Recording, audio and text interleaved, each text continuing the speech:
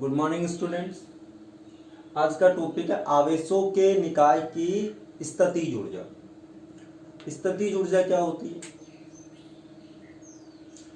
आवेशों के निकाय की स्थितिज ऊर्जा मतलब कोई आदमी है या कोई डॉन है, उसके सामने खड़ा होने के लिए ताकत की जरूरत होती है। उसके सामने खड़ा होने के लिए कितनी ताकत चाहिए, वही उसकी क्या होती है? स्थितिज ऊर्जा होती है। नहीं, उसके सामने खड़ा रहने के लिए मिनिमम कितनी एनर्जी की जरूरत है, वही क्या होगी? आपकी स्थितिज ऊर्जा होगी। आप ध्यान से देखो, ये कोई चार्ज है, मान लो ये चार्ज है Q1 और यहाँ Q2 चार्ज रखे। यहाँ क्या रखे? Q2 चार्ज रखे। तो इस Q2 चार्ज को इसके सामने खड़ा रहने के लिए या तो ये इधर आएगा, माइनस है तो आकर्षित होके, अगर प्लस है तो प्रतिकर्षित होके बाहर जाएगा। तो यहाँ इसे खड़ा रहने के लिए कुछ मिनिमम एनर्जी की रिक्वायरमेंट होगी, वही अपनी क्या है? स्थितिज ऊर्जा है। ठीक, तो इसे देखो डिफाइन कैसे करेंगे। किसी इलेक्ट्रिक फील्ड में, यानी ये मान लो आपका विद्युत क्षेत्र है,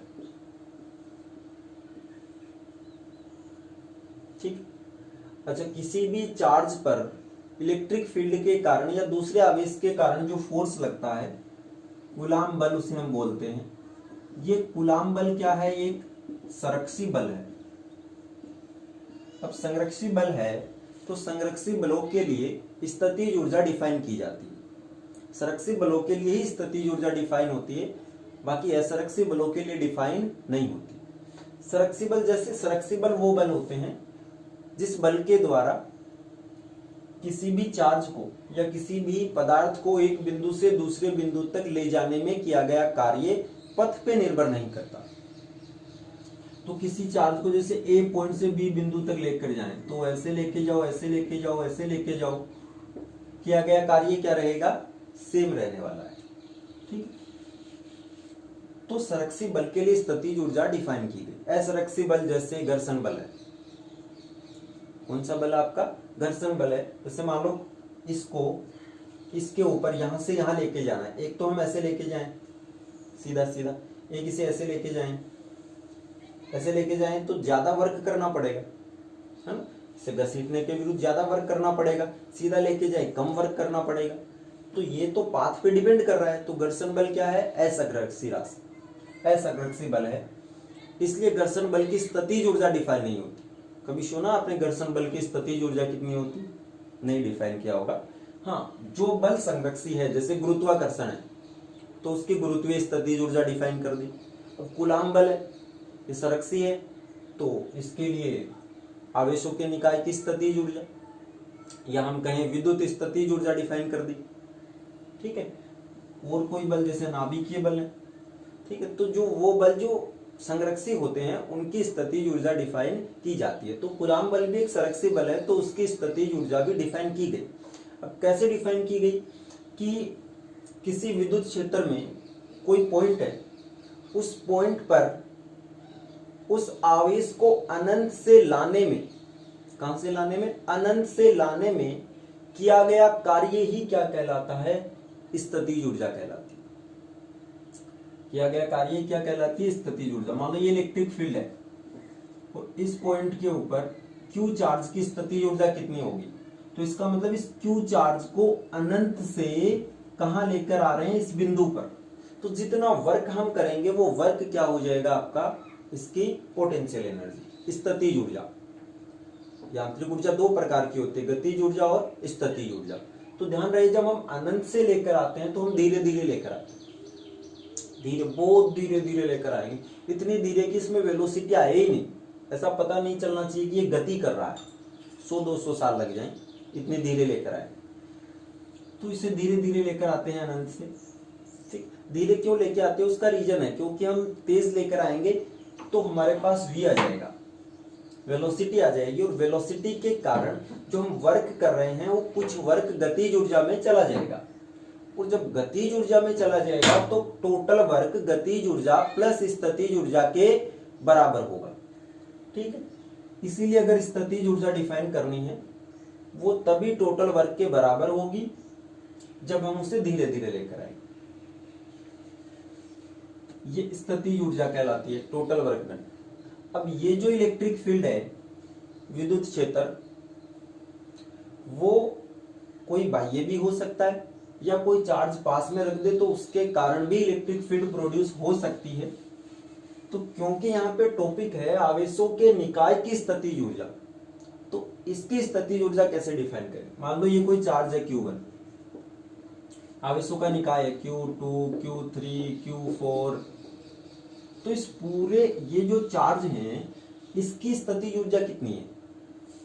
तो आवेशों के निकाय की स्थितिज ऊर्जा किसके बराबर होगी, इन सभी आवेशों को जो निकाय में उपस्थित हैं उन सभी आवेशों को अनंत से इन बिंदुओं तक लाकर इस निकाय का निर्माण करने में जितना वर्क करना पड़ा वो इस निकाय की क्या कहलाएगी, स्थितिज ऊर्जा। इस निकाय में जितने भी आवेश हैं सभी को अनंत से यहां तक लाने में जितना वर्क करना पड़ा वही क्या कहलाएगा, आवेशों के निकाय की स्थितिज ऊर्जा। वो हमारी स्थितिज ऊर्जा कहलाएगी, पोटेंशियल एनर्जी। और जो हमारे पास पोटेंशियल था, विभव, वो भी पोटेंशियल एनर्जी से लिया गया है। जो आपके पास में अगर हम किसी फील्ड को या किसी चार्ज को डील कर रहे हैं तो उसके पास हमारे पास एक तो इलेक्ट्रिक फील्ड था, एक पोटेंशियल था। ये सदिश है और ये क्या है, अदिश। इसे डील जल्दी कर सकते हैं। ये क्या था, ये था एकांक आवेश पर लगने वाला बल। कि कोई पॉइंट है उस पे Q0 चार्ज रख दो, एकांक धनावेश रख दो, उस पे कितना बल लगेगा, वही क्या है, E है। और V क्या चीज है, जो हम अनंत से लेकर आ रहे थे W/Q, ये तो कर रहे थे V बराबर W/Q0 अनंत से लेकर आने में। अब अनंत से लेकर किया गया कार्य ही क्या है, पोटेंशियल एनर्जी। तो पर यूनिट चार्ज की पोटेंशियल एनर्जी ही क्या है, पोटेंशियल है। वो जो पोटेंशियल आया था वो पोटेंशियल एनर्जी से निकल के आया कि अगर 1 कूलम चार्ज को हम रख दें तो उसके पास कितनी एनर्जी होगी, कितनी पोटेंशियल एनर्जी होगी, वही उसका क्या होगा, पोटेंशियल होगा। ठीक, तो पोटेंशियल हमें जानकारी देता है कि 1 कूलम चार्ज पे कितनी स्थितिज ऊर्जा है। ठीक, तो यहाँ आवेशों के निकाय की स्थितिज ऊर्जा, इसकी परिभाषा देख ली। सभी जो आवेश है उनको अनंत से यहां तक लाने में किया गया कार्य ही क्या कहलाएगी, निकाय की स्थितिज ऊर्जा। अब इसमें पहली बात करते हैं, दो बिंदुवत आवेशों के निकाय की स्थितिज ऊर्जा, potential energy of A system. कौन से सिस्टम की पोटेंशियल एनर्जी निकाल रहे हैं, जिसमें 2 पॉइंट चार्ज हो। ठीक, तो 2 पॉइंट चार्ज है, एक तो मान लो ये Q1 है और एक क्या है, Q2 है। दोनों के बीच में दूरी कितनी है, R है। तो इस निकाय की स्थितिज ऊर्जा कितनी होगी, कितनी होगी, इन दोनों चार्ज को अनंत से यहां तक लाने में किया गया कार्य। तो Q1 को लाने में किया गया कार्य, तो Q1 को लाने में किया गया कार्य W1 बराबर कितना हो जाएगा, Q1 इंटू V। ये A पॉइंट है और ये B पॉइंट है। इनमें से पहले किसी एक को लाना पड़ेगा।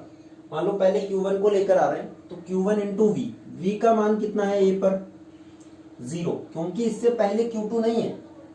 पहले किसी एक को लाना पड़ेगा। अगर Q1 को पहले ला रहे हैं तो Q1 को लाने में किया गया कार्य कितना हो गया, 0, क्योंकि पहले से इलेक्ट्रिक फील्ड यहाँ प्रेजेंट नहीं है, या हम कहें पोटेंशियल यहाँ प्रेजेंट नहीं है। W2 ये कितना हो जाएगा, QV। W बराबर QV होता है, Q2 इंटू V। V किसका, B पॉइंट का, क्योंकि B पॉइंट पर ला रहे हैं। तो Q2 इंटू B पॉइंट का पोटेंशियल 0 नहीं होगा, क्योंकि हम Q1 ला चुके पहले। तो Q1 के कारण यहाँ पोटेंशियल होगा। अब इस Q1 के कारण R दूरी पे कितना विभव होगा, KQ/R। Q कौन सा, Q1। इसके कारण विभव निकाल रहे हैं R दूरी पर, तो ये मान, तो यह जाएगा KQ1 Q2/R, ये पोटेंशियल। तो टोटल वर्क कितना हो गया, W1 प्लस W2 बराबर KQ1 Q2/R, क्योंकि W1 0 है, तो ये वर्क हो गया।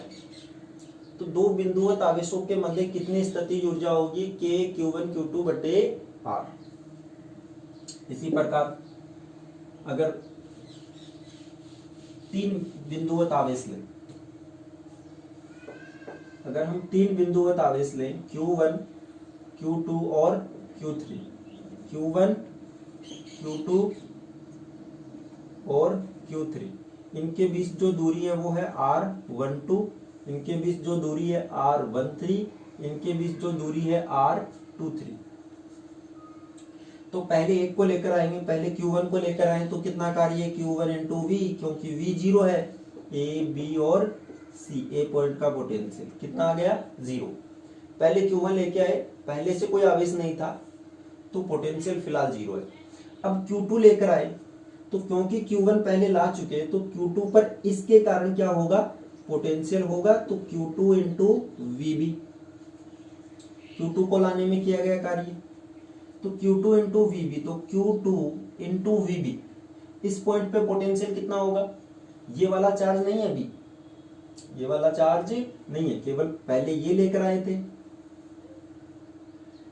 पहले ये लेकर आए, यहाँ पे कोई यहाँ पे चार्ज पहले से नहीं था। अब B को लेकर आए, B को लेकर आए तो वर्क करना पड़ेगा क्योंकि एक चार्ज है यहाँ पर, तो Q2 इंटू VB, इस VB का पोटेंशियल कितना है, इस चार्ज के कारण K Q1 बटे R12, तो K Q1 Q2 बटे R12। W3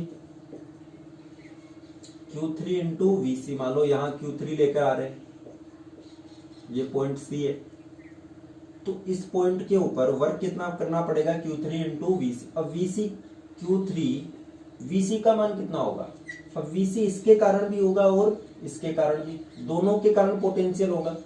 इसके कारण ये दूरी है R13, इसके कारण पोटेंशियल होगा K Q1 बटे R13 प्लस, इसके कारण यहाँ पोटेंशियल निकाल लिया, इसके कारण कितना पोटेंशियल होगा, ये दूरी है R23, तो प्लस K Q2 बटे R23। इस पॉइंट पे पोटेंशियल निकालना चाहें तो कैसे निकालोगे, इसका पोटेंशियल प्लस इसके कारण पोटेंशियल, दोनों को जोड़ दिया, तो अगर इसे ओपन करें तो ये आ गया K Q1 Q3 बटे R13 plus K Q3 Q2 बटे R23। तो सबको W, इस निकाय की स्थितिज ऊर्जा वो किए गए कार्य के बराबर होगी, तो W1 plus W2 plus W3, अब तीनों वर्ग जोड़ दो, 0 प्लस ये K Q1 Q2 बटे R12 प्लस K, फिर ये Q1 Q3 बटे R13 प्लस ये K Q2 Q3 बटे R23, इन सबको जोड़ दिया, ठीक, सबको जोड़ दिया, तो ये इसकी क्या हो गई, स्थितिज ऊर्जा। इसका मतलब ये है कि अगर स्थितिज ऊर्जा निकालते हैं तो जितने भी आवेश हैं सबके जोड़े बना देते हैं, सबके क्या बना देते हैं, जोड़े। देखो जोड़े का मतलब क्या है, जैसे मान लो ये चार चार्ज है, Q1 Q2 Q3 Q4, ये दूरी 1 2, ये दूरी 2 3, ये दूरी 3 4 और ये दूरी 1 4, तो स्थितिज ऊर्जा होगी K, ये तो सबके साथ है, ठीक। अब जोड़े बनाते जाओ, इस Q1 का Q2 के साथ, तो ये लिखेंगे Q1 Q2 बटे R12, इसका जोड़ा बन गया। फिर 1 का 3 के साथ, ये दूरी लिख लेंगे R13, तो प्लस Q1 Q3 बटे R13, ये बन गया। फिर इस 1 का इसके साथ, चौथे वाले के साथ, तो ये हो जाएगा Q1 Q4 बटे R14 प्लस, इसके साथ जोड़े बन गए सारे। फिर Q2 के साथ आओ, Q1 का पहले ही बन चुका, Q2 का Q3 के साथ, K Q2 Q3 बटे R23, फिर Q2 का 4 के साथ R24, ये हो गया, ये तो बाहर लिख दिया था, Q2 Q4 बटे R24 प्लस, अब इसके हो गए पूरे, 3 में आओ, 3 का इसके साथ, तो ये हो जाएगा Q3 Q4 बटे R34, और ये इसके साथ बन ही चुका था, तो सबके जोड़े बना दिए। R4 के बनाओ तो इसके तो सबके साथ पहले से बने हुए हैं, तो ये सबके साथ जोड़े बन गए, ये स्थितिज ऊर्जा हो जाएगी। तो किसी भी निकाय की स्थितिज ऊर्जा निकालनी है तो सबके क्या बना देंगे, जोड़े बना देंगे। अगर n आवेशों का निकाय पूछे तो n आवेशों के निकाय की स्थितिज ऊर्जा ऐसे लिखेंगे, समेशन किसके जोड़े बनाने हैं, के तो सबके साथ है, चाहो तो आप इधर बाहर भी लिख सकते हो 1/4 पाई एप्सिलॉन नॉट। ठीक है, यहाँ I का मान देखो, यहाँ पे देखो दो चीज है, एक Q1 एक Q2, तो यहाँ पे अलग है, यहाँ पर अलग है, बटे नीचे क्या है RI इंटू जे, यानी ये 1 ये 2 है तो यहाँ 1 2, यहाँ 2 और 3 है तो यहाँ 2 3। I की वैल्यू यहाँ लिख दे, I की वैल्यू 1 से लेकर जितने आवेश है, और जो J है उसकी वैल्यू भी 1 से लेकर जितने आवेश है। अब मान लो आपने I का मान 1 से लेकर n तक रखना है, जब I का मान 1 था तो J का मान 1, फिर 2 3 4 5 ऐसे लिखते हैं, फिर I का मान 2 तो फिर से J का मान 1 2 3 4। तो जब आप यहाँ ये वैल्यू रखते हैं तो आपके पास जैसे मान लो I का मान 1 और J का मान 2 है, तो आप ऐसे करते हो Q1 Q2 बटे R12। अच्छा, अगर I का मान 2 J का मान 1 है, उल्टा कर देते हैं तो क्या बनेगा Q2 Q1 R21। अब ये दोनों तो एक ही है, ये दोनों तो सेम चीजें हो गई, और सेम जोड़े को जोड़ना नहीं। इसका मतलब जब इन दोनों के जोड़े बनाते हैं तो वो हर जोड़ा एक जोड़ा 2 बार बनेगा, एक बार सीधा करके, एक बार जब वैल्यू चेंज होगी तब। तो हमें तो एक बार ही चाहिए, तो हम क्या कर देते हैं 1/2 से डिवाइड। पोटेंशियल एनर्जी में ये होता है 1/2 से डिवाइड होगा।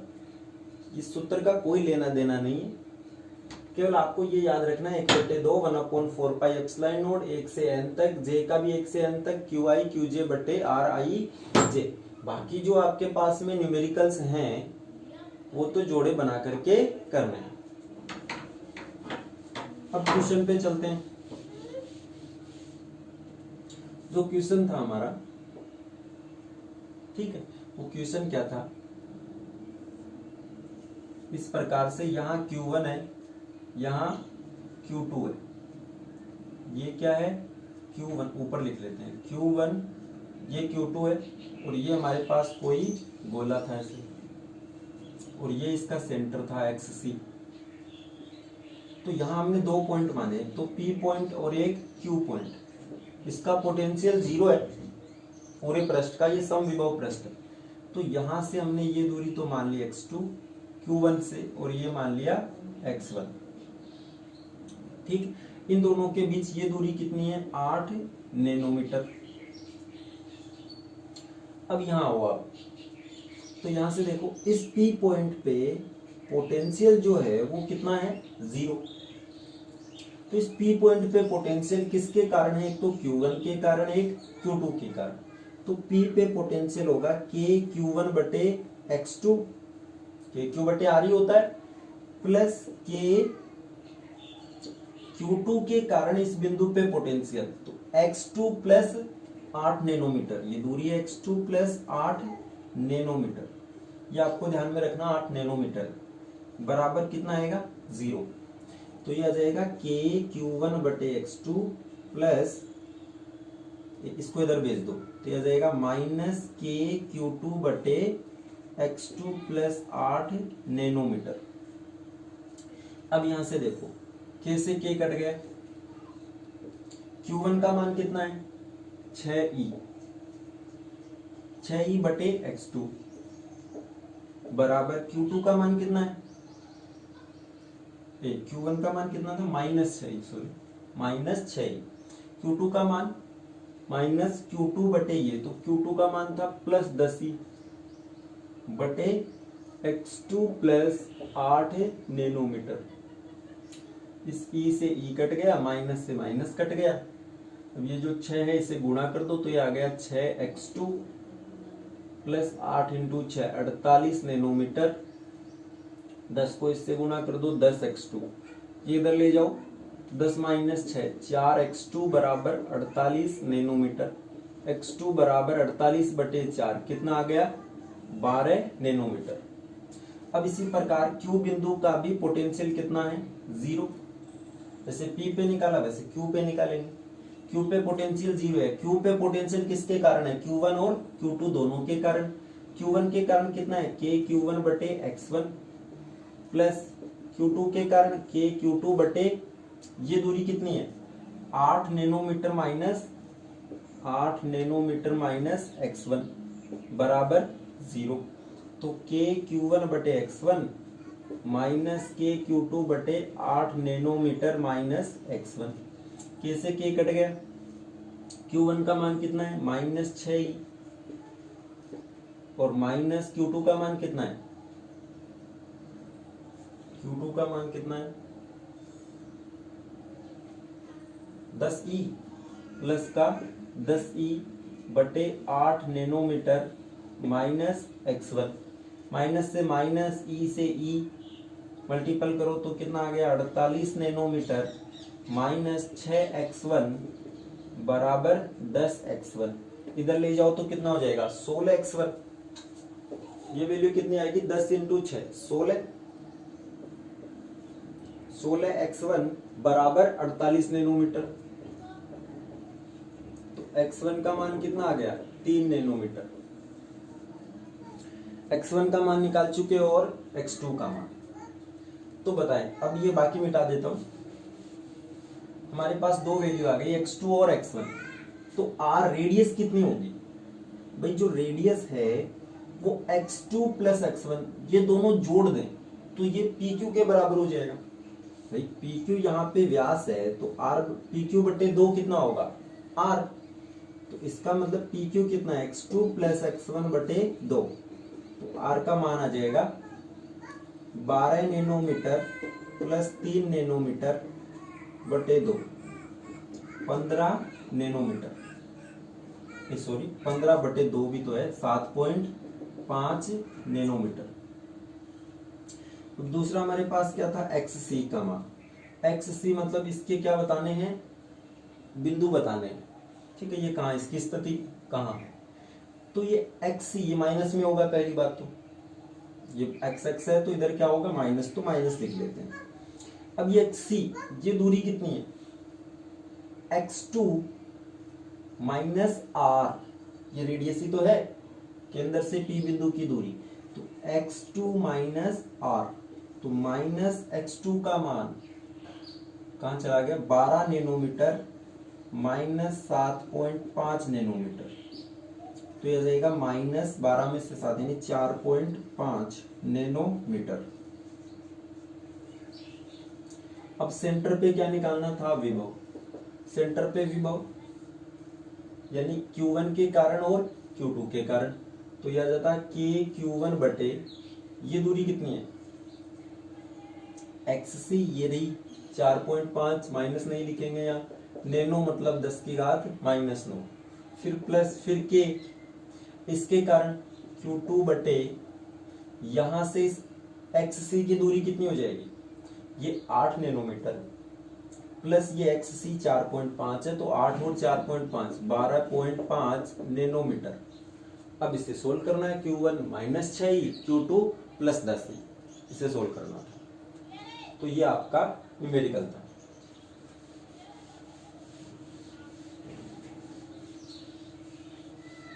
अब जो आज का न्यूमेरिकल है, आज का न्यूमेरिकल ये है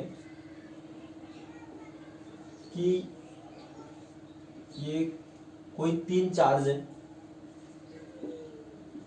Q 2Q और 4Q। इसे A समबाहु त्रिभुज के शीर्षों पर व्यवस्थित करने के लिए या यहां पर फिट करने के लिए कितना वर्क करना पड़ेगा। निकाय को बनाने में किया गया वर्क किसके बराबर होता है स्थितिज ऊर्जा के बराबर। तो आपको स्थितिज ऊर्जा ज्ञात करनी है इस पूरे निकाय की। वही क्या हो जाएगा, वर्क। ठीक है। अब आप ये देखो, जो आपके पास पोटेंशियल एनर्जी है वो कितनी है, KQ1Q2/R। ये पोटेंशियल एनर्जी का